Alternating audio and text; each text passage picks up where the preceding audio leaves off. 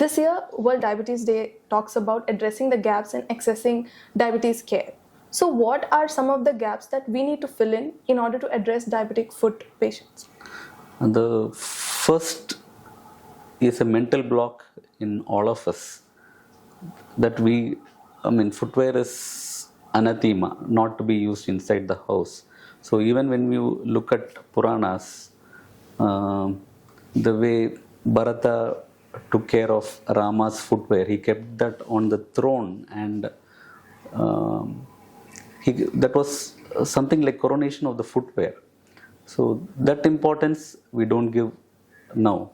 So even if we want to shame somebody, we say, I will hit you with a chappal.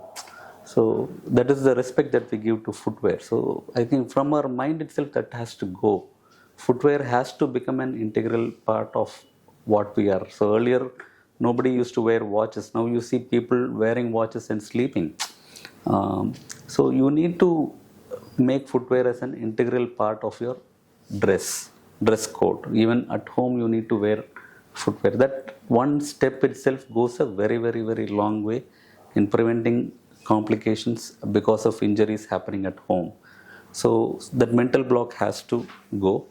Second thing is, many times even when you go to a general practitioner and say that you are a diabetic, the chances that that person is going to look at your feet is not high. So you need to ask your doctor to look at the feet and see if there are any issues with the feet. And even when you go to many of the hospitals, you find a big sign saying no footwear. So first that board has to be thrown off. Footwear is something which is so important, so that has to be examined also along with the feet. So these are some of the barriers. Again, it's mainly in the minds of the patients as well as the doctors, which has to go.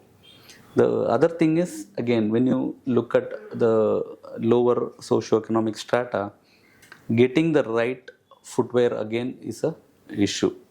Many times when you go to any physician and say that you have diabetes, they will say please wear a MCR footwear. Just MCR footwear is not going to solve your problem. So if you have some deformities, the footwear has to adapt or accommodate those deformities so that pressure in those areas are not going to go up. So a lot of things have to change. Access to diabetic physicians, diabetic foot surgeons, access to people who make quality footwear, that also is a huge issue now. So those things have to be bridged. Only then we'll be able to come up and say that we are free from the diabetic foot issues. Okay.